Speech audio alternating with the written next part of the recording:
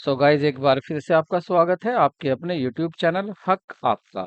फतेह series चल रही है और उसका आज डे 7 होगा। आज हम डे 7 में लेजर से जितने भी क्वेश्चंस पूछे गए हैं या जितने क्वेश्चन पूछे जा सकते हैं उन सभी को हमने इसमें कलेक्ट किया है और इसी कलेक्शन के साथ आपके सामने आज हम हाजिर हैं। लेकिन उससे पहले आज की वीडियो शुरू करने से पहले मैं एक बात कहना चाहता हूँ, रिक्वेस्ट करना चाहता हूँ। अगर आप चैनल पर फर्स्ट टाइम आए हैं तो चैनल को सब्सक्राइब करें और वीडियो को लाइक करें, बिकॉज जब भी सुबह उठकर आपका देखते हैं कि रोज एक सब्सक्राइबर बढ़ रहा है, रोज सब्सक्राइबर बढ़ रहे हैं, तो वो बता नहीं सकते कि वो कितना मोटिवेटेड होता है हमारे लिए।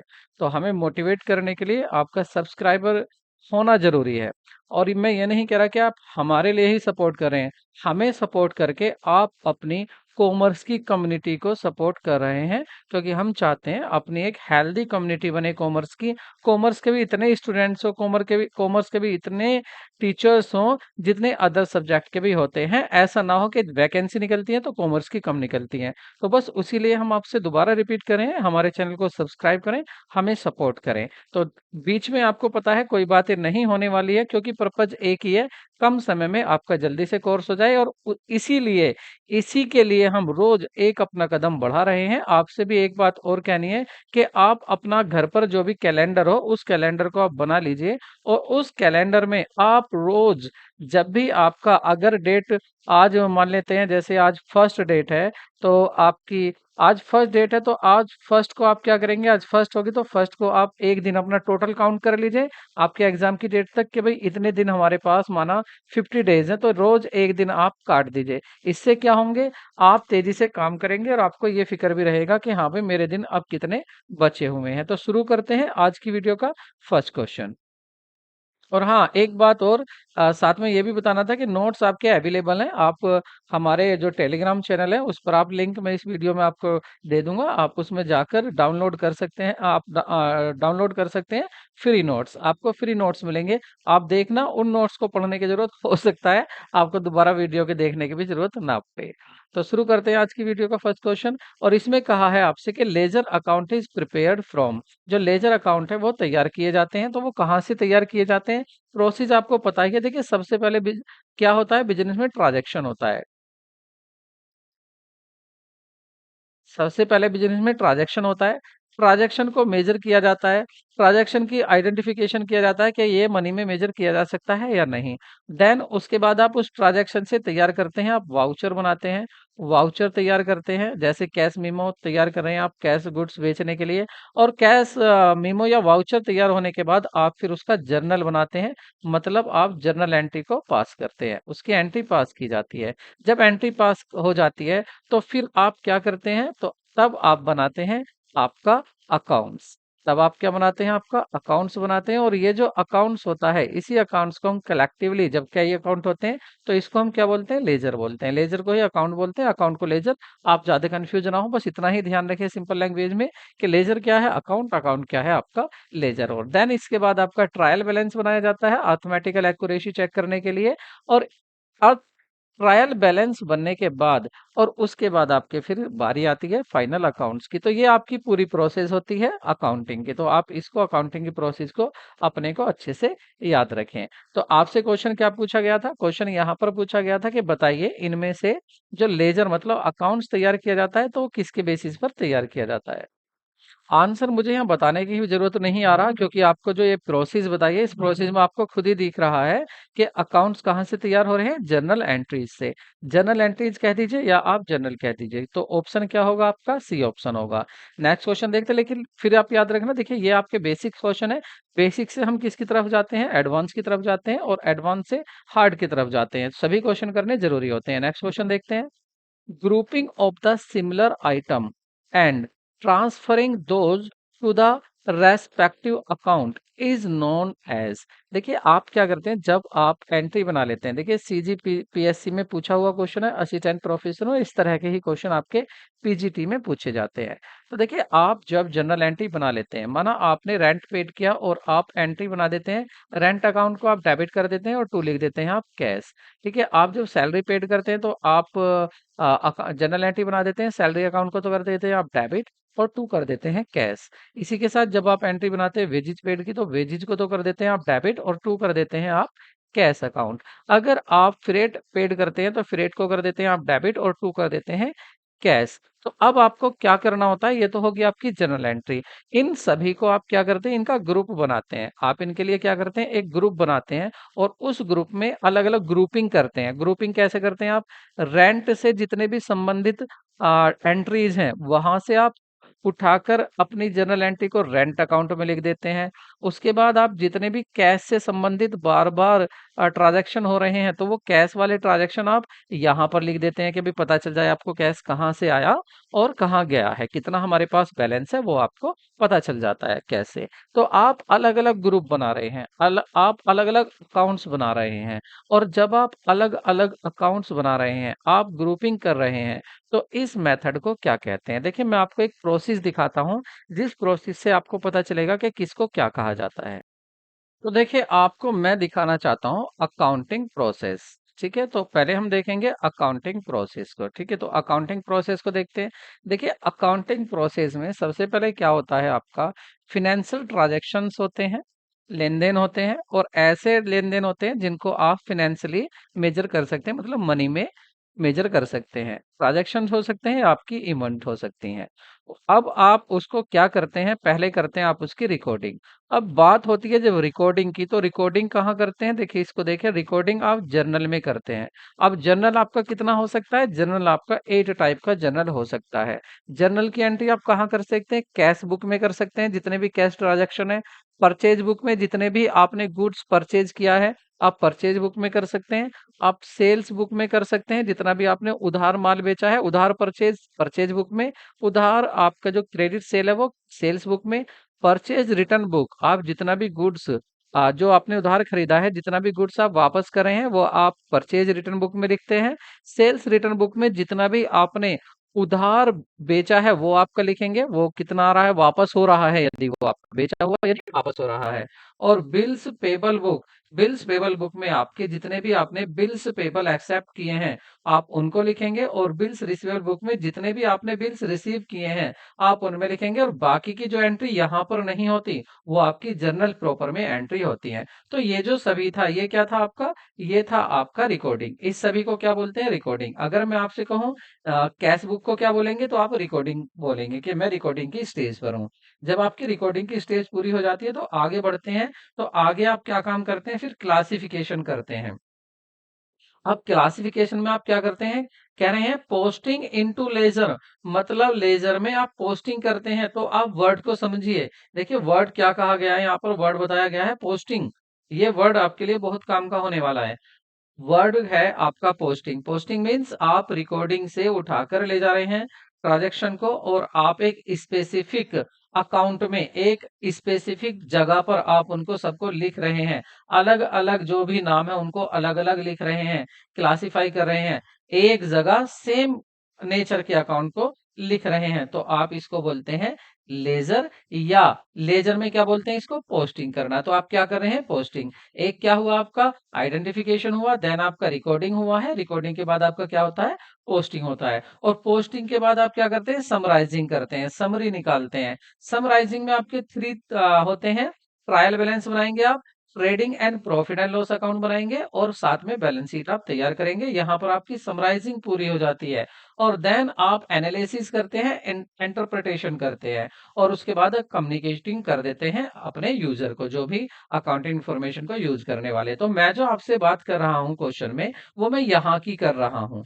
ठीक है, लेजर में जो आप ट्रांसफर करें, क्लासिफाई करें, उसको क्या कहते हैं, पोस्टिंग कहते हैं। अब मुझे आप इसको ध्यान से देखकर आप मुझे इस क्वेश्चन का आंसर दीजिए। क्वेश्चन में क्या पूछा है, ग्रुपिंग करना सिमिलर आइटम्स को and transferring those two the respective account is non. आपको सिमिलर आइटम्स जो है किसी एक अकाउंट में लिखने हैं, और उस अकाउंट से रिलेटेड, और जो दूसरा अकाउंट है उसके जैसे आपको उस अकाउंट में लिखने हैं, मतलब अलग अलग अकाउंट में आपको लिखने हैं। तो आप इस प्रोसेस को क्या कहेंगे, ये जो आप कर रहे हैं, क्या इसको जनरलाइज कहेंगे। जनरलाइज में तो आपने ये एंट्रीज की थी, जर्नल बनाया था, तो जनरलाइज तो नहीं होगा।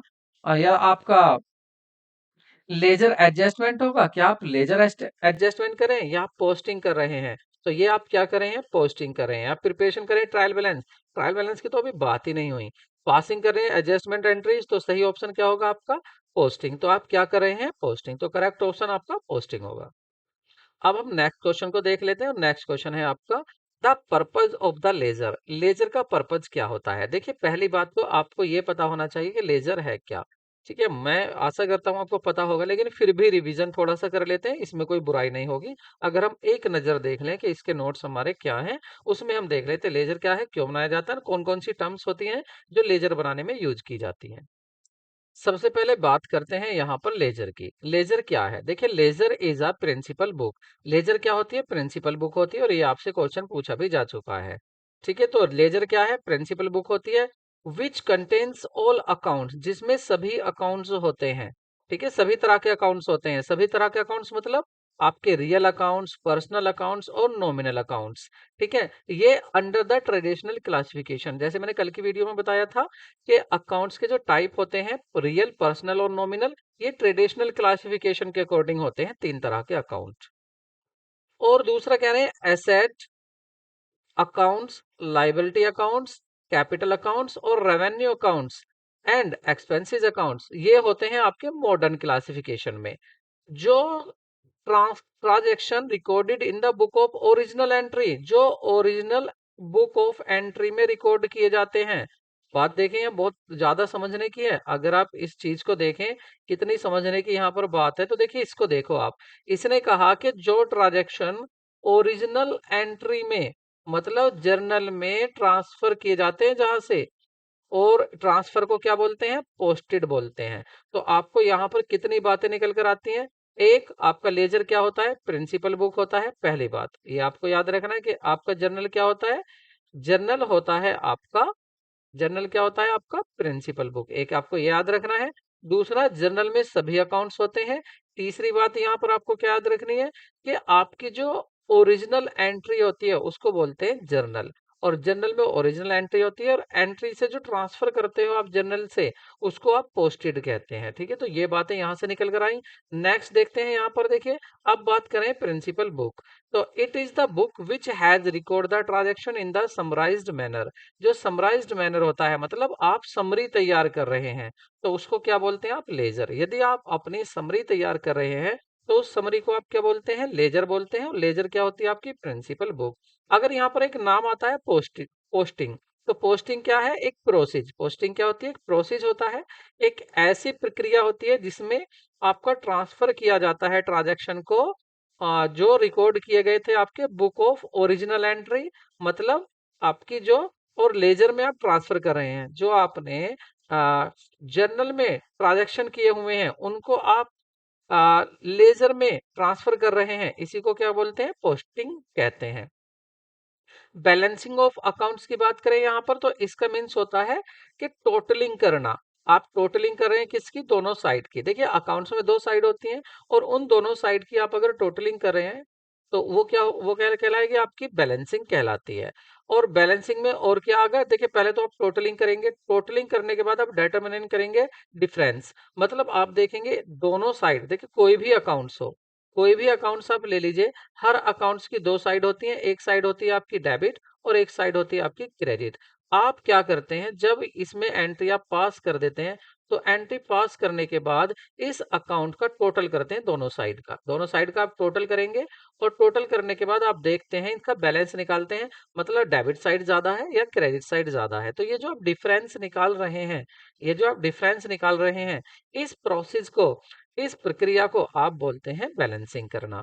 ठीक है, तो difference between the totals of two sides is written on the side which is smaller total. जोन सी भी साइड का कम होगा बैलेंस, उसी साइड में बैलेंस लिख दिया जाता है, और उसको क्या बोलते हैं? इस प्रोसेस को बैलेंसिंग।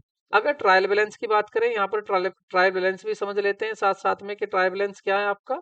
तो कह रहे हैं इफ, कह रहे हैं आपसे if total of debt, sorry यहाँ पर इट इज द स्टेटमेंट, ये एक स्टेटमेंट होता है। पहली बात तो आपको ये याद रखना है, आपसे क्वेश्चन पूछा जा सकता है कि बताइए ट्रायल बैलेंस क्या होता है, तो आप कहेंगे इज अ स्टेटमेंट। आप कभी भी इसको अकाउंट नहीं कहेंगे। ये ऐसे क्वेश्चन आपसे, आप सोच रहे हैं कि आपसे क्यों पूछा जाएगा?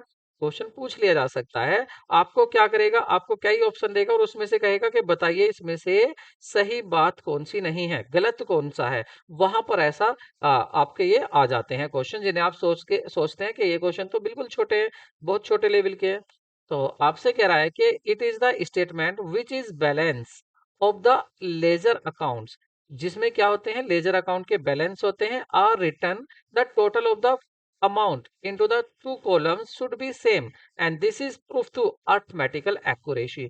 अगर देखिए दोनों साइड का टोटल ट्रायल बैलेंस की दोनों साइड मतलब डेबिट और क्रेडिट इक्वल आ जाती हैं, तो ये प्रूफ होता है किस चीज का, अर्थमेटिकल एक्यूरेसी का, कि आपने जो अकाउंट्स बनाए हैं, आपने जो अकाउंटिंग की है वो आपकी अर्थमेटिकल एक्यूरेट है, उसमें कोई गलती नहीं है आपके ट्रांजैक्शन में जो भी आपने रिकॉर्ड किए हैं बुक ऑफ अकाउंट्स में।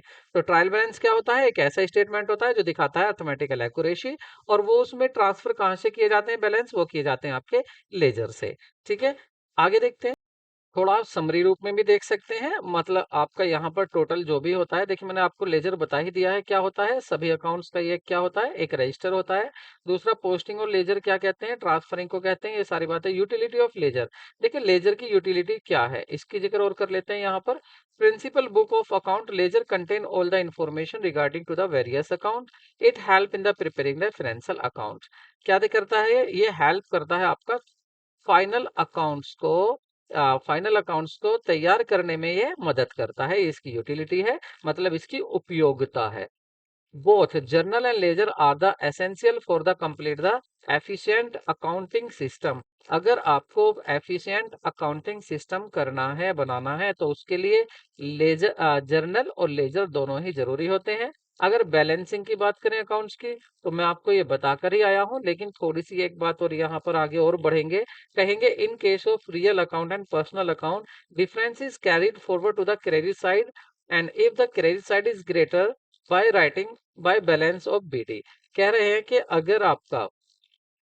अगर आपने अकाउंट का टोटल किया दोनों साइड का और आपको लगा कि आपका जो डेबिट क्रेडिट साइड था वो कम है, तो आप उसमें लिखेंगे बाय बैलेंस बीडी। और अगर आपका डेबिट दूसरी साइड, मतलब ये तो बात हुई इसकी और अगर कह रहे हैं to the debit side, if the debit side is greater, debit side greater मतलब क्रेडिट साइड आपकी कम है, तो अगर आपकी कह रहे debit side is greater by writing to balance BD, तो टू बैलेंस बीडी आप कहाँ लिखेंगे, डेबिट साइड में। यदि आपकी डेबिट साइड कम रह जाती है तो आप लिखेंगे टू बैलेंस बीडी। तो ये आपको याद रखना है, सिंपल, आपको कुछ चक्कर में नहीं पड़ना, आपको बस इतना देखना है।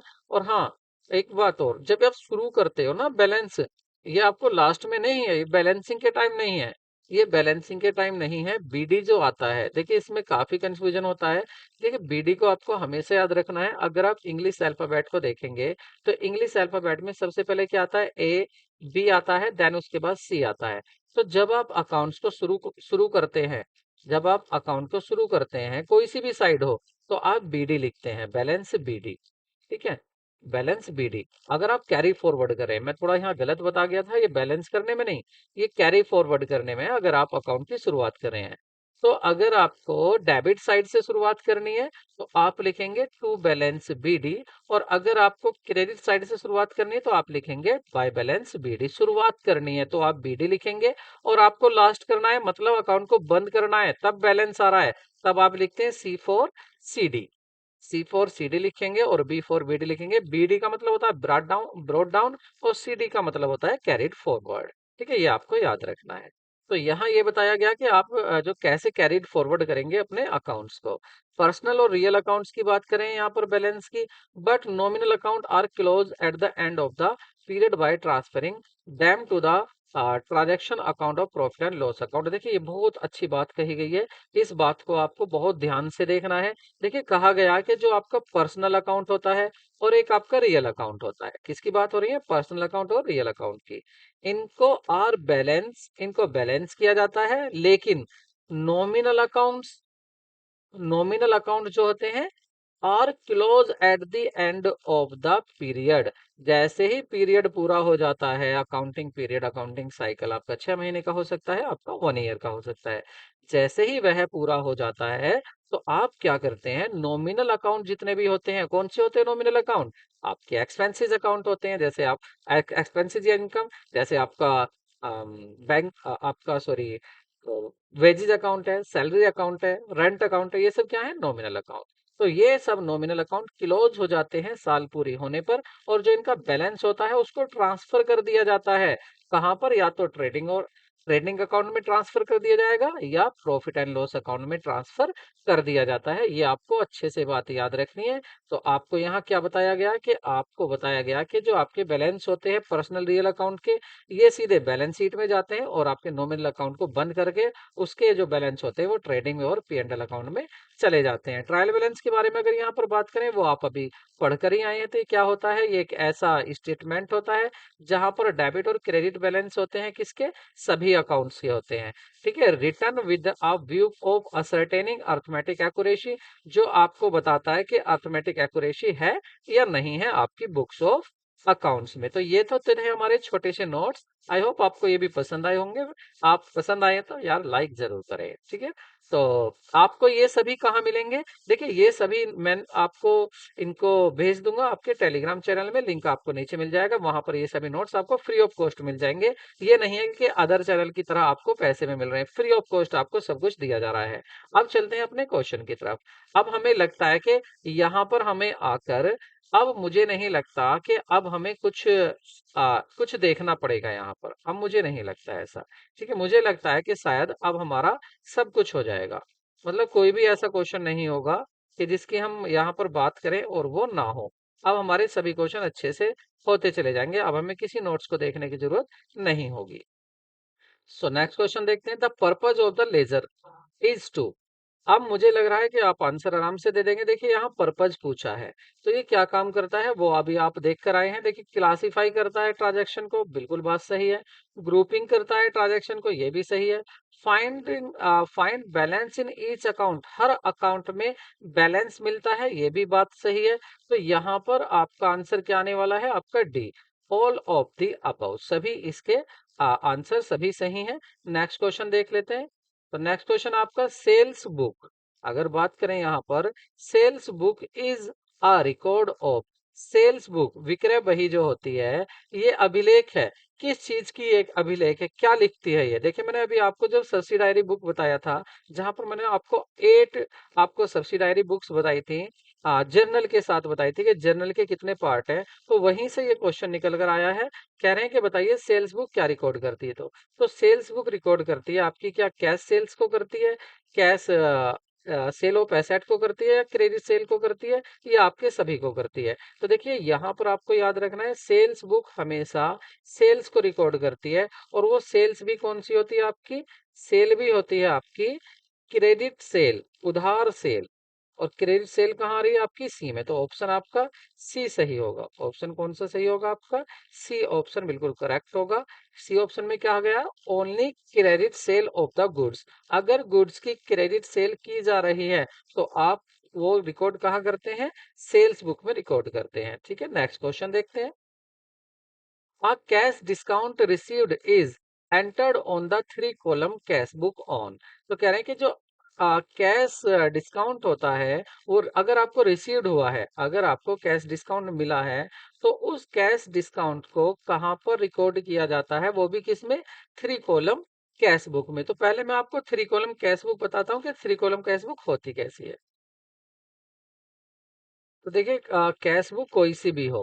पहली बात तो मैं यहाँ कह रहा हूँ कोई सी भी हो, मतलब आपकी सिंपल कैश बुक हो, सिंपल का मतलब सिंगल कॉलम, या डबल कॉलम हो, या आपकी 3 कॉलम कैश बुक हो, सभी बराबर होती हैं। देखिए, इसकी 2 साइड होती हैं। एक साइड होती है आपकी डेबिट साइड, और दूसरी होती है आपकी क्रेडिट साइड। ये क्या बता रहे हैं हम बता रहे हैं कैश बुक। और ये कैश बुक भी कौन सी होगी?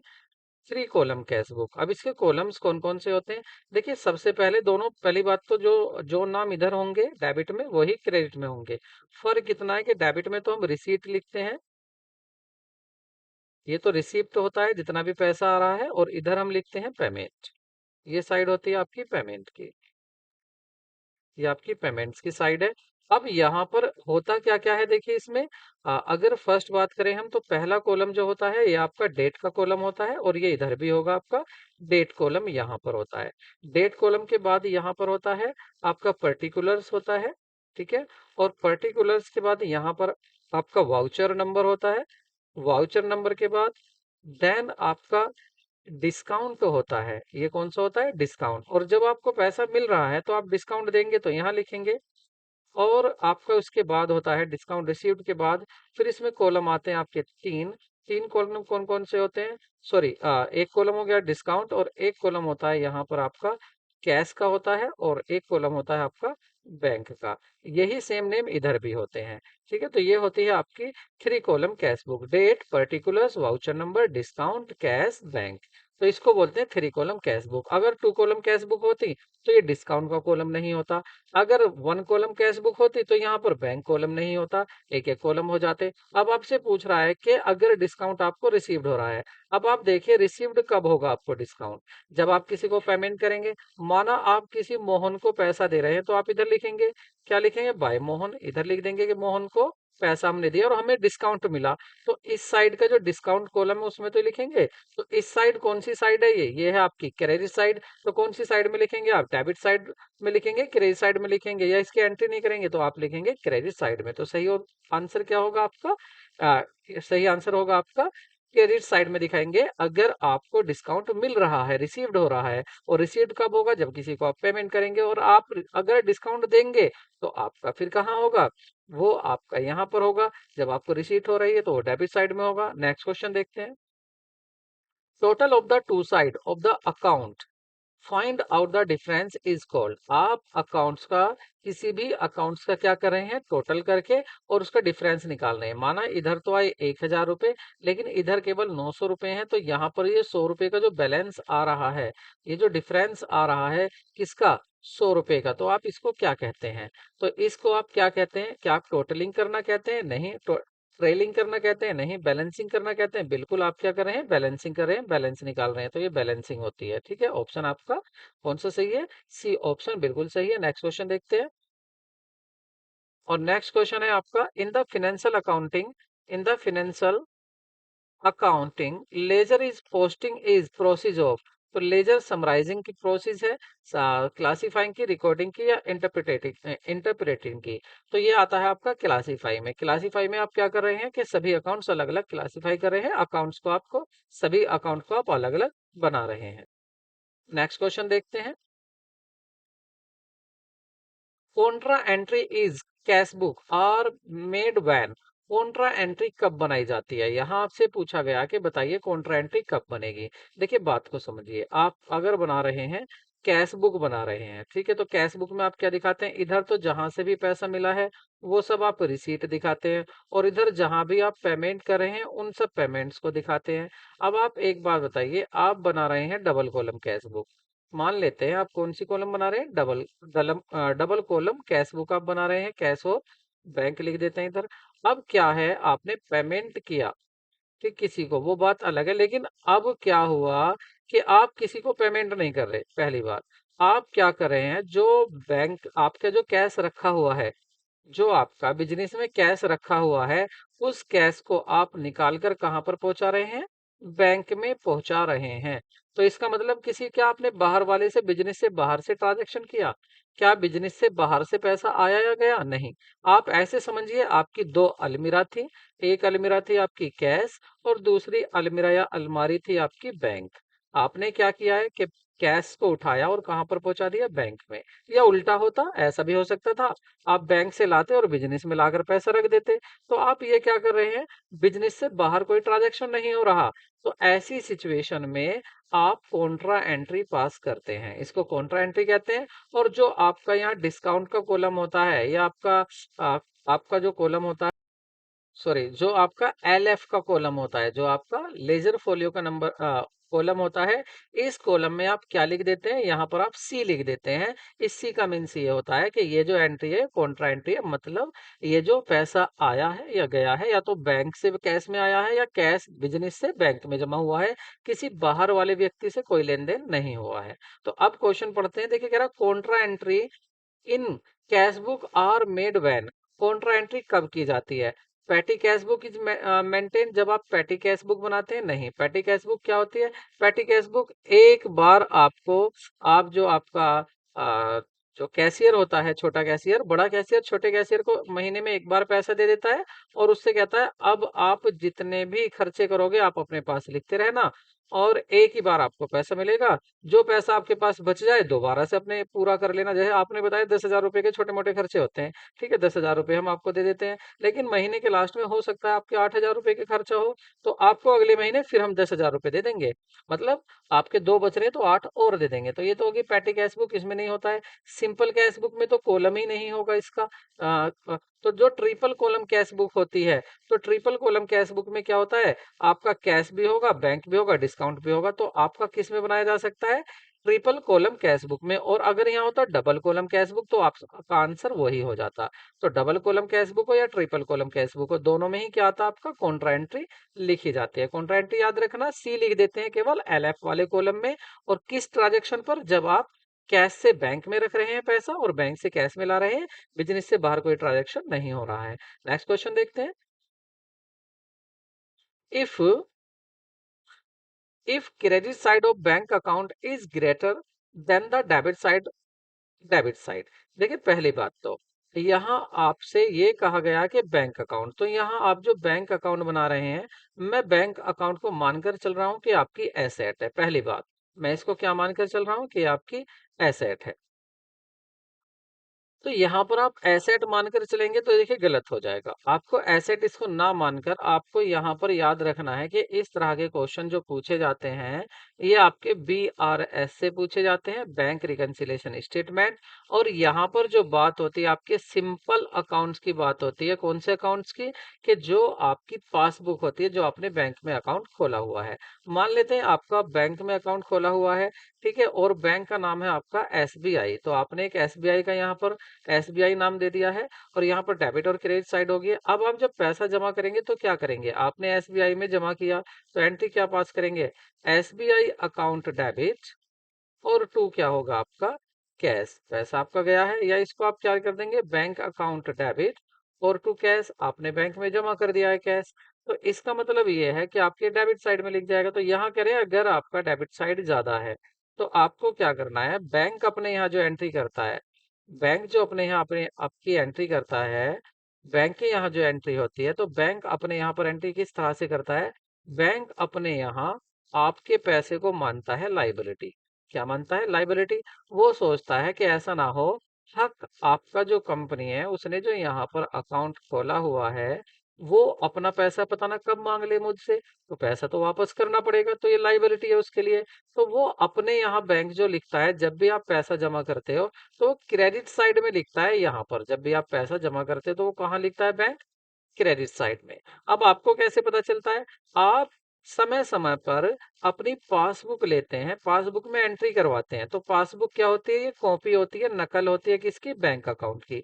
तो बैंक अपना जो भी पैसा होता है उसको इसी में ही प्रिंट करके दे देता है कि देखिए मैंने आपके क्रेडिट साइड में इतना जमा किया हुआ है, और डेबिट साइड में जब आप निकालोगे तो मैं इतना लिख दूंगा यहाँ पर 100 रुपए। तो उसकी फोटोकॉपी आपको दे देता है। आप इस पासबुक में कुछ नहीं कर सकते, इसमें जो भी करता है बैंक करता है, ठीक है। तो यहाँ पर वही बात हो रही है पासबुक की।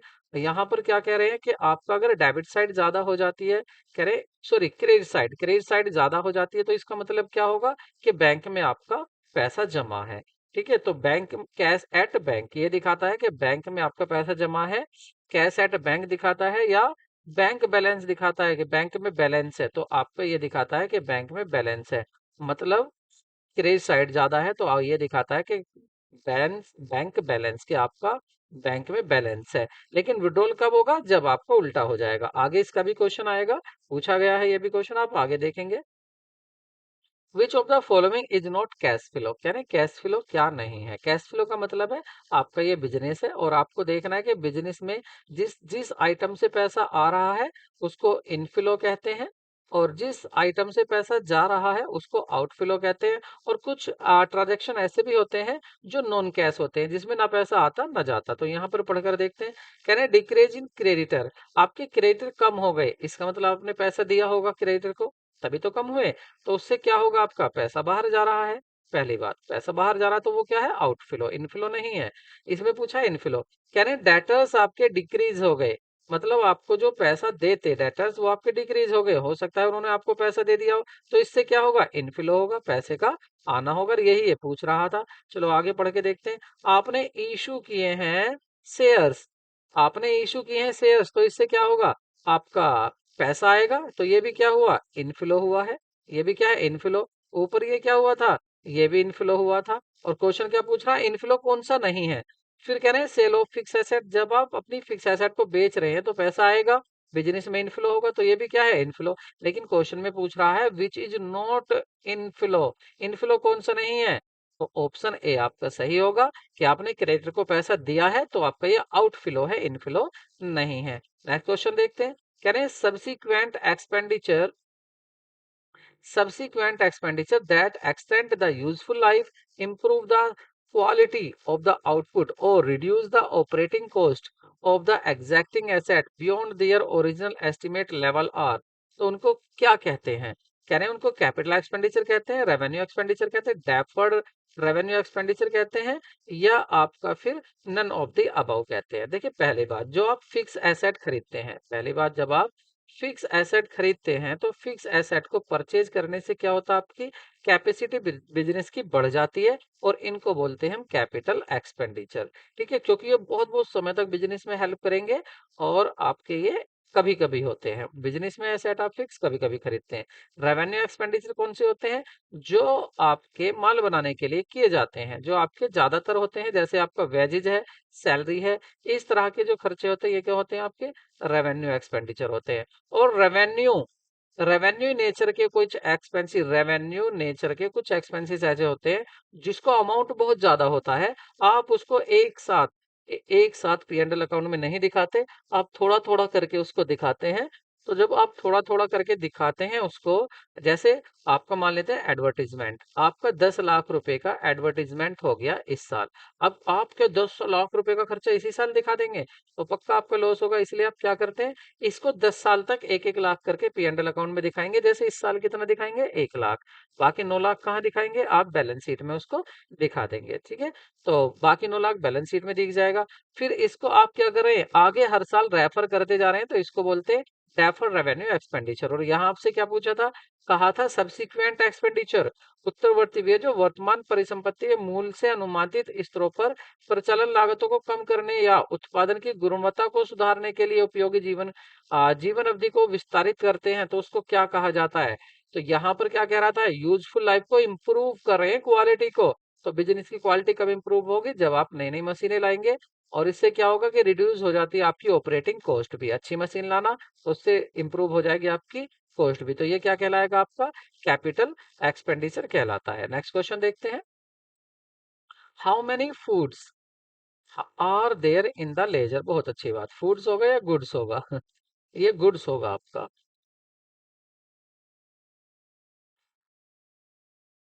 तो बात है यहाँ पर कॉलम्स की, हाँ नहीं यही, how many columns are there in the ledger, मतलब खाता बही में कितने खाने होते हैं, कितने कॉलम्स होते हैं। बहुत छोटा सा क्वेश्चन है, लेकिन आपको ये गलत नहीं करना है।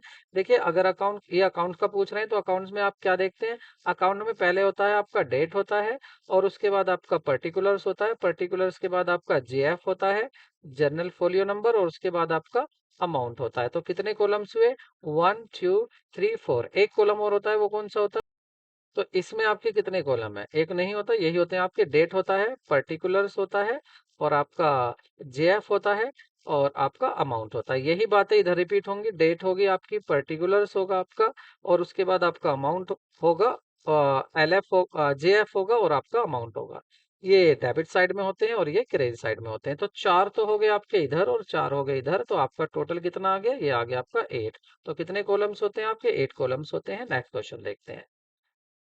कह रहे हैं the balance of the cash book, so cash book का जो बैलेंस होता है वो क्या दिखाता है, amount deposit in the bank, जो आपने बैंक में जमा किया है पैसा वो दिखाता है, या आपने difference between the income and expenditure का दिखाता है, या टोटल एक्चुअल इनकम दिखाता है, या टोटल कैश अवेलेबल दिखाता है। तो ये दिखाता है आपके पास टोटल अवेलेबल कैश कितना है, कितना आपने दे दिया, कितना आपके पास है। नेक्स्ट क्वेश्चन देखते हैं। नेक्स्ट क्वेश्चन है आपका, the credit balance of the bank account. अब क्रेडिट बैलेंस की बात करें तो क्रेडिट बैलेंस क्या रिप्रेजेंट करता है, वही जो थोड़ी देर पहले बताया था। क्रेडिट का मतलब आपका बैंक क्या दिखाएगा कि आपका पैसा जमा है। पासबुक आपकी क्या दिखाती है, वहां पासबुक की बात कर लेते हैं। तो पासबुक क्या है, आपका बैंक अकाउंट का ही एक क्या होता है, बैंक अकाउंट का ही एक फोटोकॉपी होती है। तो वो क्या दिखाता है आपका, वो दिखाता है आपका पैसा जमा है। और जब आपका पैसा जमा है, तो पैसा जमा है तो वो क्या बन जाएगी, आपकी एसेट बन जाएगी। तो सही ऑप्शन क्या होगा आपका, आपकी एक ये एसेट होती है। सही ऑप्शन होगा आपका एसेट। ठीक है, नेक्स्ट क्वेश्चन देखते हैं। The debit balance of the nominal account. Nominal account का कौन सा, नॉमिनल अकाउंट का जो अकाउंट्स है उसका डेबिट बैलेंस क्या शो करता है। अब आपसे ये नहीं कहा नॉमिनल अकाउंट कौन सा है। देखिए क्वेश्चन बहुत अच्छा है। तो आप कोई भी नॉमिनल अकाउंट बनाओ।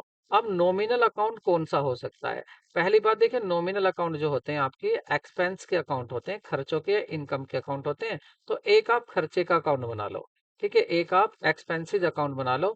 और बिजनेस अगर आप कर रहे हैं तो आपका क्या एक्सपेंसिज होगा, वेजेज अकाउंट होगा। वेजेज क्या होता है आपका, एक खर्चा होता है। एक आपकी डेबिट साइड होगी, इसमें क्रेडिट साइड होगी। अब यहाँ पर अगर बात करें हम यहाँ किसकी, बात करते हैं अंदर की। तो यहाँ पर आपका जितना भी खर्चा होगा आप इधर लिखेंगे। जब भी आप वेजेस पेड करेंगे तो क्या होगा, आपका कैश जाएगा, तो आप इधर लिख देंगे टू कैश। आप वेजेस दे रहे हैं, टू कैश लिखते जाएंगे। और इधर आपका कुछ नहीं है, तो बैलेंस किसका आ रहा है, डेबिट का। यहाँ पर जो टोटल बैलेंस 1000 आपने वेजेस यहाँ दी, 1000 आपने यहाँ दी, तो इधर कितना आया, 2000 आया। इसी 2000 को आप इधर भी लिख देंगे। और इधर जो बैलेंस आएगा इधर लिख देंगे बाय बैलेंस सीडी। ये कितना आया, 2000 रुपये बैलेंस आया। अब आप कहेंगे कि ये आ तो रहा है आपका क्रेडिट में, ठीक है क्रेडिट में आ रहा है, लेकिन इसको कहेंगे डेबिट बैलेंस, क्योंकि ये डेबिट की वजह से आया है, डेबिट यहाँ ज्यादा था। इस चीज में आप बिल्कुल कंफ्यूज मत होना। लिखा कहाँ हुआ है, ये क्रेडिट में। तो ये कौन सा बैलेंस है, डेबिट बैलेंस है। अब आपका ये जो डेबिट बैलेंस है, ये डेबिट बैलेंस क्या शो करता है, किसका, नॉमिनल अकाउंट का। तो ये कर रहा है आपका खर्चा, कि आपका एक्सपेंस कितना हुआ है, खर्चा कितना हुआ है। तो ये क्या दिखा रहा है, आपका एक्सपेंस कितना हुआ है, ठीक है, व्यय कितना हुआ है। नेक्स्ट क्वेश्चन देखते हैं। लेजर इज, नेक्स्ट क्वेश्चन है आपका कि ledger is a book in which. लेजर एक बुक होती है जिसमें क्या होता है, रियल नॉमिनल अकाउंट होते हैं, या रियल पर्सनल अकाउंट होते हैं, या आपके रियल पर्सनल नॉमिनल तीनों तरह के अकाउंट होते हैं, या पर्सनल नॉमिनल अकाउंट्स बनाए जाते हैं। तो देखिए ये तो मैंने आपको समरी में बता दिया था, बिल्कुल समरी से क्लियर हो गया था। तो देखिए इसमें तीनों तरह के अकाउंट्स होते हैं, रियल भी होता है, पर्सनल भी होता है, और नॉमिनल भी अकाउंट्स ही आपका होता है। नेक्स्ट क्वेश्चन देखते हैं। Which which of the following is personal account. Personal account कौन सा है, पूछा गया है आपसे, कौन सा पर्सनल अकाउंट पूछा गया है। और पीजीटी 2000, ये अच्छा क्वेश्चन है, कई जगह आया भी हुआ है ये, इसको आप अच्छे से कर ले। देखिए अगर लाइव स्टॉक की बात करें तो ये क्या है, आपका एसेट होती है, ये आपकी संपत्ति है। ठीक है, पहली बात ये आपकी संपत्ति होती है, पशुधन लाइव स्टॉक। बिल्स पेबल, ये क्या होती है, आपकी लाइबिलिटी होती है, ये आपको पे करनी है, लाइबिलिटी है आपकी। जैसे आपका मान लेते हैं मोहन सोहन, जिसका भी बिल है पेबल आ रहा ना, तो ये आपकी लाइबिलिटी है। रेंट अकाउंट की बात करें तो रेंट क्या है आपका, रेंट अकाउंट क्या है यहाँ पर, रेंट अकाउंट, क्या बात करें यहाँ पर, रेंट अकाउंट। रेंट अकाउंट क्या है आपके लिए, ये एक्सपेंसिव है आपका, ठीक है। और ये खर्चे होते हैं, तो ये किस में आते हैं, आपके नॉमिनल अकाउंट में आते हैं। गुडविल, तो गुडविल क्या है, ये आपकी एसेट होती है, ये आपकी संपत्ति होती है। अब ये जो बिल्स पेबल, आपका जो बिल्स पेबल है, किसकी बात हो रही है। क्वेश्चन देखिए वो आपको वैसे ही नहीं दिया गया है। क्वेश्चन ये बहुत, सॉरी, बहुत सोच समझ कर दिया गया है आपको। देखिए यहाँ पर अब आप सोचिए, क्वेश्चन आया हुआ क्वेश्चन है, अब आपको ध्यान से देखना है। देखिए ये जो बिल्स पेबल होता है, ये किसी पर्सन को डिनोट करता है कि आपने किससे उधार लिया हुआ है, वो पर्सन होगा। और उस पर्सन होगा तो ये क्या बन जाएगा, पर्सनल अकाउंट बन जाएगा, पहली बात। तो आपका ऑप्शन क्या जा रहा है, कि आपका ऑप्शन आ गया बी, कि जी बी ऑप्शन आपका बिल्कुल सही है। ठीक है, अब दूसरी बात सुनिए। आपके जो पर्सनल अकाउंट होते हैं, अगर मैं पर्सनल अकाउंट की बात करूं तो पर्सनल अकाउंट आपके थ्री टाइप्स के होते हैं। थ्री टाइप्स कौन से होते हैं, एक होता है नेचुरल पर्सनल अकाउंट, एक होता है आर्टिफिशियल पर्सनल अकाउंट, और एक होता है रिप्रेजेंटेटिव पर्सनल अकाउंट। और रिप्रेजेंटेटिव पर्सनल अकाउंट जो होते हैं, ये आपके चार मेन होते हैं। कौन कौन से हैं आपके, उनको सुन लीजिए आप। देखिए पहला होता है आपका प्रीपेड एक्सपेंसेस, पहला क्या होता है, प्रीपेड एक्सपेंसेस। दूसरा क्या होता है, आउटस्टैंडिंग एक्सपेंसेस। तीसरा क्या होता है आपका, एक्रूड इनकम। और चौथा क्या होता है, अनएक्रूड इनकम। इन एक्रूड, एक्रूड क्या है, देखिए एक्रूड इनकम है जो पैसा आपने कमा लिया लेकिन आपको रिसीव नहीं हुआ, मिला नहीं है। और अनएक्रूड अनएक्रूड होगा कि आपने पहले तो पैसा ले लिया लेकिन कमाया है नहीं उसको। तो आपके ये अकाउंट कौन से होते हैं? Representative personal account. अब आप देखिए, रिप्रेजेंटेटिव पर्सनल अकाउंट किसका पार्ट है? पर्सनल अकाउंट का। और पर्सनल अकाउंट यहाँ पूछ रहे हैं कि बताइए पर्सनल अकाउंट कौन सा है। तो अब बताइए रेंट एक्रूड किस में कहोगे आप? एक्रूड रेंट किस में कहोगे आप? ये एक्रूड रेंट क्या है? रेंट दो तरह का हो सकता है, आउटस्टैंडिंग या प्रीपेड। लेकिन यहाँ पर क्या कह दिया आपको? रेंट एक्रूड कह दिया है, अर्जित किराया। मतलब आपको किराया जो मिल गया है, ओ सॉरी, जो आपने कमा लिया। मतलब आपने कोई दुकान दी हुई थी किराए पर अपनी, आपका बिजनेस था, इसमें आपकी बिजनेस में आपकी शॉप थी, आपने किराए पे दी हुई थी। तो यहाँ से आपको एडवांस में किराया तो मिल गया लेकिन टाइम नहीं हुआ। तो ये भी क्या होगा आपका? ये भी क्या होगा आपका? ये भी आपका पर्सनल अकाउंट ही होगा। तो ऑप्शन क्या आ रहे हैं इसमें? ऑप्शन आ रहे हैं आपके बी और सी। इस तरह का क्वेश्चन आपको परेशान कर सकता है, तो आपको ध्यान रखना है ऑप्शन इसके दोनों ही होंगे। चैलेंज वाले क्वेश्चन होते हैं जिसको चैलेंज किया जाता है। तो आपका ऑप्शन यहाँ पर क्या है? रेंट अकाउंट, और ये दोनों ही अकाउंट होंगे मेरी तरफ से। नेक्स्ट क्वेश्चन देखते हैं। विच of the following item will have a credit balance? किसका क्रेडिट बैलेंस होता है? तो आपको याद रखना है। देखिए, आपके जो मॉडर्न क्लासिफिकेशन मैंने अकाउंट का बताया था, तो मैंने आपको उसमें 5 अकाउंट बताए थे। मैंने आपसे कहा था एक कैपिटल अकाउंट होता है, और एक होता है आपका लाइबिलिटी अकाउंट होता है, और एक आपका रेवेन्यू अकाउंट होता है, एक आपका एसेट अकाउंट होता है, और एक आपका एक्सपेंसेस अकाउंट होता है। देखिए, इनके बैलेंस हमेशा एसेट के और एक्सपेंसेस के डेबिट होते हैं, और इन तीनों के बैलेंस हमेशा आपके क्रेडिट होते होंगे, ये आपको याद रखना। अब आप देखिए कि यहाँ आपका ऑप्शन कौन सा सही होगा। पहला, डेफर्ड इनकम। आपकी क्या है? इनकम डेफर्ड हो गई है, आपने इनकम को डेफर्ड कर दिया है। तो जब आपने डेफर्ड कर दिया इनकम को, तो ये कौन सा अकाउंट पहुंचेगा आपका? इसमें चेक करना है आपको। Income earn but not received. आपको इनकम क्या हुई है? इनकम अर्न हो गई है, कमा तो ली है लेकिन आपको मिली नहीं है। तो ये क्या बन गई? आपकी एसेट बन गई। क्या बन गई? आपकी एसेट बन गई। और एसेट का हमेशा क्या होता है? डेबिट बैलेंस होता है। तो इसका तो डेबिट बैलेंस होगा। इसका क्या होगा यहाँ पर? Debit balance. आगे, dividend declare but not paid. Dividend declare तो हो गया है, लेकिन अभी डिक्लेयर कर दिया है लेकिन अभी पेड नहीं किया है। अब बिजनेस की तरफ से सोचिए, ये क्या है आपकी? लाइबिलिटी। और लाइबिलिटी की बैलेंस हमेशा क्या होता है? क्रेडिट होता है। तो यहाँ पर क्रेडिट आ रहा है। कह रहे deduction on the issue of debenture. आपने डिबेंचर जारी करने पर कटौती दी है, तो वो आपकी कटौती क्या है? आपके लिए लॉस है। और लॉस हो या खर्चा, वो क्या होता है आपका? इसका भी डेबिट होता है बैलेंस। और यहाँ पर डेफर्ड इनकम, आपकी जो डेफर्ड इनकम है, वो भी क्या होगी आपकी? वो भी क्या होगी आपकी? एसेट होगी। वो भी क्या है? आपकी एसेट है। और एसेट क्या होती है? आपका डेबिट बैलेंस होता है। तो आपका इसने पूछा था क्रेडिट क्या होगा, तो क्रेडिट क्या होगा यहाँ पर? आपका dividend declare but not paid. तो सही आपका सी हो गया है। नेक्स्ट क्वेश्चन देखते हैं। नेक्स्ट क्वेश्चन असर्शन और रीजन का है। देखिए, डेली में इस क्वेश्चन को अब इंक्लूड कर रहा हूँ, क्योंकि अब इस तरह के क्वेश्चन अक्सर आपसे पूछे जाते हैं, तो आपको इस तरह के भी क्वेश्चन तैयार करने हैं। देखिए, आपको कहा गया है, आपसे बताया गया है कि in the ledger transaction are capital nature are posted. जो कैपिटल नेचर के लेजर में अकाउंट होते हैं वो पोस्टेड किए जाते हैं। क्या ऐसी बात सही है?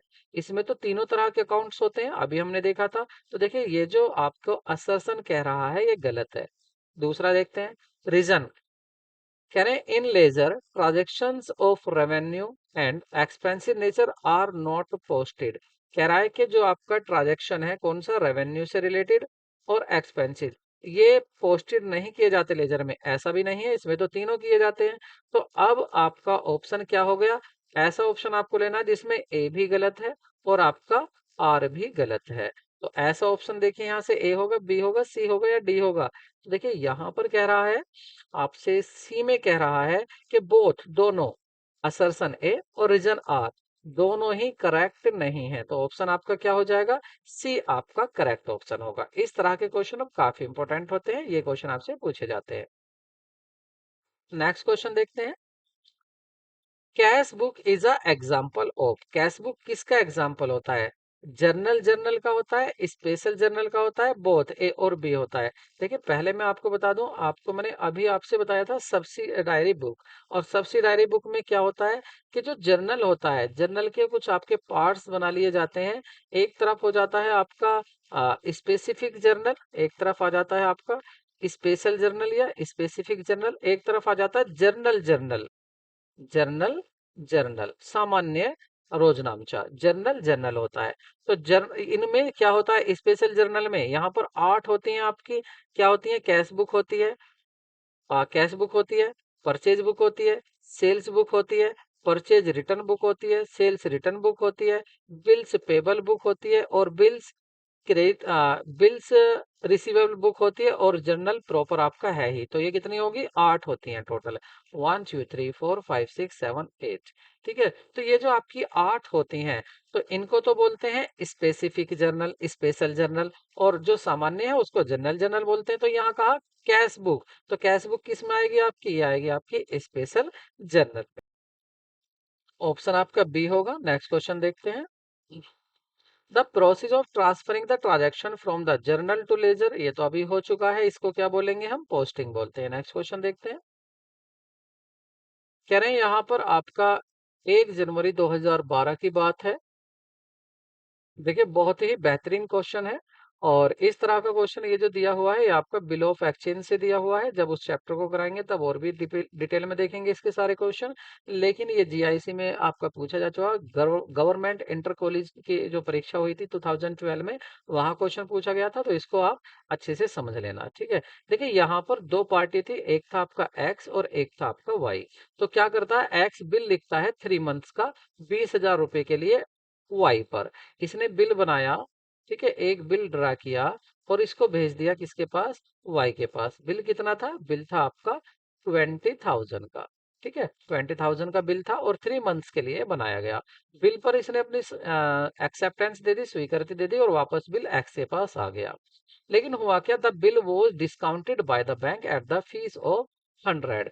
अब यहाँ एक्स को जरूरत थी, ये 3 महीने तक नहीं रुक सकता था, 3 महीने तक इंतजार नहीं कर सकता था, इसको कुछ जरूरत पड़ी पैसे की, और ये जाता है अपने बैंक के पास और बैंक से कहता है, सुनो भाई मेरे बैंक, आप इसको 20,000 रुपए का ये मेरा बिल है, आप इसको ले लीजिए, और जब भी 3 मंथ्स हो जाएंगे आप एक्स वाई के पास जाना, वाई इस बिल को लेगा और आपको 20,000 रुपए दे देगा। आप मुझे 100 रुपए कम दे दीजिए, लेकिन अभी मुझे पैसे की जरूरत है, अभी दे दीजिए। तो बैंक ने क्या काम किया, इसको पैसे दे दिए कितने, 19,900 रुपए, 19,900 रुपीज बैंक ने अभी दे दिए। अब एक्स को क्या बेनिफिट हुआ, भाई अभी इसको पैसा मिल गया जरूरत पर। बैंक को क्या फायदा हुआ कि बैंक को वाई से कितने मिलेंगे, पूरे 20,000 रुपए मिलेंगे। अब आगे क्या हुआ, आगे की कहानी सुनिए। The return of bill was dishonoured, bill क्या हो गया, रद्द हो गया, डिसऑनर्ड हो गया ऑन द ड्यू डेट। जैसे ही 3 महीने हुए और ये पहुंचा वाई के पास, वाई के पास पैसा नहीं था, तो बिल क्या हो गया, डिस्काउंट, रद्द हो गया, डिसऑनर्ड हो गया। तो इस केस में अब ये दोनों अपने यहाँ तीनों ही जनरल एंट्री पास करते हैं, लेकिन आपसे पूछ रहा है कि बताइए the bank account for dishonoured in the book of x. तो एक्स जो है, एक्स अपने यहाँ पर बैंक को भी बैंक को क्या करेगा, क्रेडिट करेगा। तो कह रहा बताइए कितने अमाउंट से क्रेडिट करेगा, तो कितने से करेगा। अब आप ये ना सोचे कि बैंक से कितना पैसा लिया था, 19,000, तो बैंक को 19,000 से करेगा, नहीं, पूरे पैसे से करेगा। अगर मैं एक्स के यहाँ पर जर्नल एंट्री बनाऊं कि एक्स के यहाँ पर जर्नल एंट्री क्या होगी, तो एक्स अपने यहाँ पर जर्नल एंट्री बनाएगा, ये वाई को करेगा डेबिट कि वाई से पैसा लेना है, और बैंक को करेगा क्रेडिट। ये आपको जर्नल एंट्री भी याद रखनी है। कितना लेना है, 20,000 रुपए ये लेगा वाई से, और देगा किसको, 20,000 रुपए बैंक को देगा। तो बैंक को कितने से क्रेडिट कर रहा है, 20,000 से। तो सही ऑप्शन क्या होगा आपका, ऑप्शन होगा आपका बी करेक्ट। नेक्स्ट क्वेश्चन देखते हैं। कह रहा था term impress system, impress system जो टर्म होती है कहाँ पर यूज की जाती है, अक्सर बच्चों को परेशान करती है, कैंडिडेट यहाँ पर काफी परेशान होते हैं, तो आपको ये अच्छे से याद रखनी है। देखिए ये जो यूज की जाती है, ये आपकी पैटी कैश बुक में यूज की जाती है। आपको ये याद रखना है कहाँ यूज की जाती है, पैटी कैश बुक में। लेकिन इसके साथ साथ आपको ये भी पता होना चाहिए कि पैटी कैश बुक होती होती क्या है। देखिए इसको हिंदी में खुदरा रोकड़ बही बोलते हैं। जो बड़ा कैशियर होता है वो छोटे कैशियर को एक अमाउंट दे देता है महीने के, शुरू में ही कह देगा कि हम आपको दे रहे हैं 10,000 रुपए दे रहे हैं, अंदाजा एक एस्टिमेट लगाकर। आप इसमें से जितने भी आपके, ये तो आपको रिसीट हो गया, अब आपके जितने भी खर्चे होंगे, रेंट होगा, आप रेंट में रेंट दे देना छोटा मोटा, आप कॉफी वगैरह पीते हैं, ग्राहक आते रहते हैं, उनको कॉफी वॉफी पिला देना, छोटे मोटे और खर्चे हो इन सब खर्चों को करते रहना।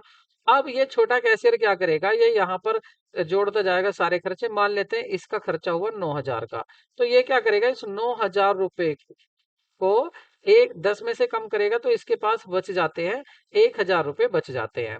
अब यहाँ पर क्या होगा, यहाँ पर ये जो अमाउंट है, अब बड़ा कैशियर क्या करेगा, इसको अब दोबारा नेक्स्ट मंथ के लिए 9,000 रुपए और देगा। क्यों? क्योंकि उसको इसके पास भाई 1,000 तो बैलेंस पिछला था, इसको इसके पास कितना बनाना है, हर महीने 10,000 बनाना है। तो ये जो 10,000 अमाउंट है, इसी को बोलते हैं इम्प्रेस्ड अमाउंट। और ये जो वो बार बार पैसा पूरा कर रहा है, इस सिस्टम को बोलते हैं इम्प्रेस सिस्टम। एक क्वेश्चन पूछा गया था, उसमें कहा गया था कि देखिए बड़ा कैशियर छोटे कैशियर को 10,000 रुपए देता है और छोटा कैशियर 9,000 रुपए तो खर्च कर देता है, उसके पास 1,000 रुपए बच जाते हैं।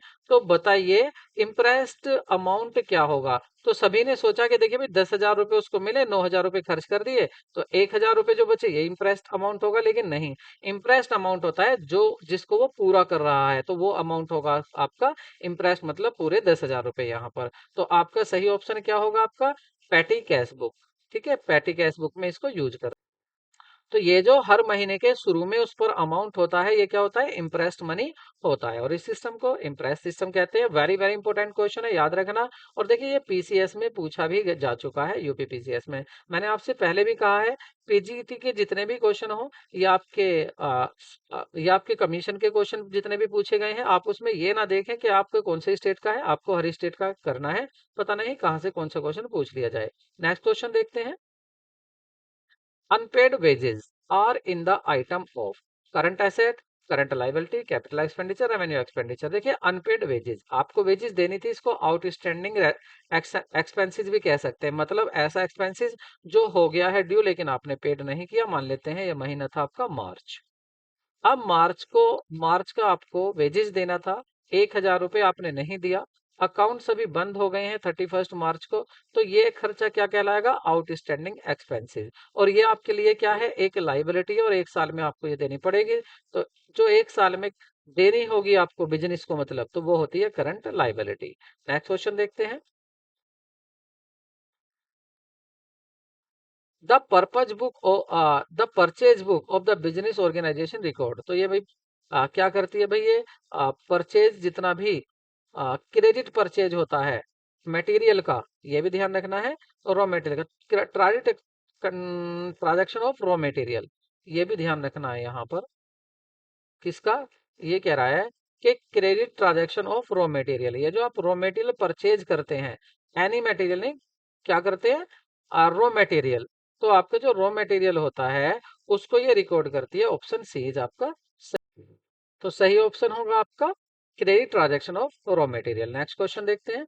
नेक्स्ट क्वेश्चन में आपसे कह रहा है, विच of the following is not a book of primary records. Primary records की कौन सी बुक नहीं है, प्राइमरी रिकॉर्ड्स की कौन सी बुक नहीं है।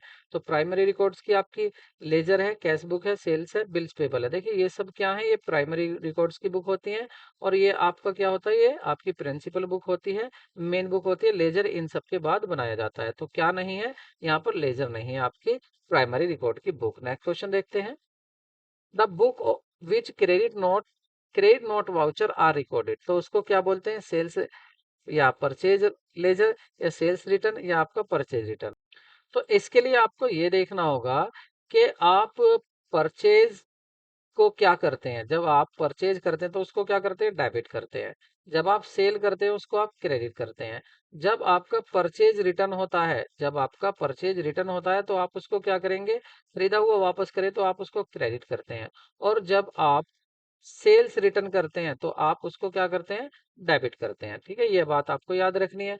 अब ये नोट्स जो होते हैं, क्रेडिट नोट डेबिट नोट, कब बनते हैं, जब माल वापस आता है या जाता है तभी ये आपके क्रेडिट नोट बनते हैं। या तो आप सामने वाले को जो पहले डेबिट किया था क्रेडिट करेंगे, या पहले क्रेडिट किया था डेबिट करेंगे, तो वहां पर आपका डेबिट नोट और क्रेडिट नोट बनाए जाते हैं। देखिए वाउचर की मैंने बहुत अच्छे से वीडियो बनाई है, नोट्स भी दिए हुए हैं, आप मेरी 2 दिन पहले वीडियो देख सकते हैं, उसमें ये सब आपका क्लियर हो जाएगा। तो यहाँ पर पूछा गया है क्रेडिट नोट कहाँ पर बनते हैं। तो क्रेडिट आइटम कब होगा आपका, जब आपने जो बेचा है वो वापस आएगा, मतलब सेल्स रिकॉर्ड, सेल्स आएगा आपका। तो जो आपकी सेल्स रिटर्न होगी, सेल्स रिटर्न लेजर जो होगा आपका, वहां पर आप बनाते हैं क्रेडिट नोट को। नेक्स्ट क्वेश्चन देखते हैं। और नेक्स्ट क्वेश्चन असर्शन रीजन का है, कह रहे हैं difference of the total two sides, मतलब डेबिट और क्रेडिट टू साइड का जो डिफरेंस होता है उसको बैलेंस कहते हैं। बात सही कह रहे हैं, ये तो राइट है। दूसरा रीजन कह रहे हैं trial balance is not the outcomes of the posting of the entries in the ledger. कह रहे हैं कि जो ट्रायल बैलेंस होता है वो आउटकम्स नहीं होता है posting of entries in the ledger. मतलब ट्रायल बैलेंस जब आप बनाते हैं तो वो कहाँ से बनाते हैं, आप लेजर से ही तो बनाते हैं। पहले आप लेजर बनाएंगे और लेजर से निकल कर आएगा आउटकम्स, तब आपका निकलेगा लेजर, मतलब अकाउंट से आता है आपका ट्रायल बैलेंस। तो ट्रायल बैलेंस आउटकम्स तो है, लेजर से ही बनता है, लेकिन यहाँ कह रहा है आउटकम्स नहीं है। इसका मतलब आपका ए जो है वो आपका सही है, लेकिन जो आर है वो सही नहीं है। अब आप ऐसा ऑप्शन देखिए जिसमें ए सही हो आर गलत हो, बस यही, और नहीं। एक्सप्लेनेशन तो बात खत्म है, एक्सप्लेनेशन तो कर रहा ही नहीं है। तो देखिए ऑप्शन आपका डी सही होगा। कह रहा है कि ए सही है लेकिन आर सही नहीं है। नेक्स्ट क्वेश्चन देखते हैं। वो type of ledger account are not carried forward next year. तो मैंने आपको पहले भी बताया है, आप इसको याद रखेंगे। आपका जो पर्सनल अकाउंट होता है, एक तो आपका पर्सनल अकाउंट और एक आपका रियल अकाउंट, ये जो ट्रांसफर होते हैं ये कभी बन क्लोज नहीं होते। ये कहाँ ट्रांसफर हो जाते हैं, ये तो बैलेंस शीट में पहुंच जाते हैं। कहाँ पहुंच जाते हैं, बैलेंस शीट में पहुंच जाते हैं, ठीक है। और जो आपके नॉमिनल अकाउंट्स होते हैं ये सभी ट्रांसफर हो जाते हैं। नॉमिनल अकाउंट या तो आपके ट्रेडिंग अकाउंट में होंगे, या तो यहाँ ट्रांसफर होंगे, या प्रॉफिट एंड लॉस अकाउंट में होंगे। ये बात आपको याद रखनी है, वेरी इंपॉर्टेंट बात है ये आपको। और दूसरा इसमें पूछा क्या है, इसमें कहा है कि लेजर अकाउंट मतलब अकाउंट जो कैरिड फॉरवर्ड होते हैं नेक्स्ट ईयर कैरिड फॉरवर्ड हो जाते हैं, तो वो कौन से होते हैं आपके, वो कैरी फॉरवर्ड नहीं होते। तो नहीं होते वो कौन से होते हैं आपके, नॉमिनल अकाउंट। ये कैरी फॉरवर्ड नहीं हो रहे। कैरी फॉरवर्ड कौन से हुए हैं, ये दोनों हुए हैं। नॉमिनल अकाउंट क्या है, ये तो केवल ट्रायल बैलेंस में और प्रॉफिट एंड लॉस अकाउंट में ट्रांसफर हो रहे हैं। तो ये तो ट्रांसफर हो रहे हैं, मतलब कैरी फॉरवर्ड हो रहे हैं, कौन से, नॉमिनल। तो कहने का मतलब यहाँ पर ये है कि आपके जो नॉमिनल अकाउंट होते हैं ना, जैसे सैलरी अकाउंट है, वेजेज अकाउंट है, ये आगे की साल ट्रांसफर नहीं होते। ये सब कहाँ पहुंच जाते हैं, ये सभी आपके ट्रेडिंग या प्रॉफिट एंड लॉस अकाउंट में पहुंच जाते हैं। यही इसने पूछा था कि बताओ कौन से अकाउंट है जो आगे साल में नहीं जाने। भाई पर्सनल में आपका जो भी मोहन सोहन जो भी लेनदार होगा उसका आप अगली साल भी लेके जाएंगे बैलेंस। रियल में आपकी जो एसेट होगी अगली साल उसको लेकर जाएंगे, तो वो क्या होगा, बैलेंस शीट में दिखाया जाएगा। लेकिन जो बैलेंस शीट में नहीं दिखाया जा रहा वो कौन से होते हैं, आपके नॉमिनल अकाउंट होते हैं, जो आपके ट्रेडिंग अकाउंट या प्रॉफिट एंड लॉस अकाउंट में दिख जाते हैं। तो यहाँ पर आज का हमारा लेक्चर पूरा होता है। आपकी जो हमारी क्लास थी कैसी लगी आप जरूर बताएं, लाइक करें। और आपने देखा भी होगा कि हमारी स्पीड क्या रही है, क्योंकि हमें बस एक ही चीज है कि आपका टाइम, समय मूल्यवान है। आपका सबसे बड़ा जो चीज है वो टाइम है। हमें बस टाइम के साथ चलना है और आपको टाइम से आगे दौड़ना है। मैं ये नहीं कह रहा है कि आप बस चैनल ही देखें, चैनल भी देखते रहें और इसके साथ साथ जो मैं नोट्स दे रहा हूँ टेलीग्राम पर उनको जरूर देखते रहें। और हाँ, चैनल को प्लीज प्लीज प्लीज सब्सक्राइब जरूर करें, because we needs your support. और आपकी सपोर्ट हम होगी कि यदि आप हमारे चैनल को सब्सक्राइब करते हैं, अगर हम सब्सक्राइब हमारे बढ़ते हैं और हम अचीव कर लेते हैं अपना टारगेट लाइव क्लासेस का, तो कितना अच्छा होगा कि आपसे जब लाइव क्लासेस होंगी आप प्रॉब्लम पूछेंगे कमेंट में और आपकी प्रॉब्लम तभी सोल्व हो जाएगी। तो मिलते हैं नेक्स्ट वीडियो में, और पिछली वीडियो भी जरूर देखें। आपको नेक्स्ट वीडियो मिलते हैं। Take care, bye bye.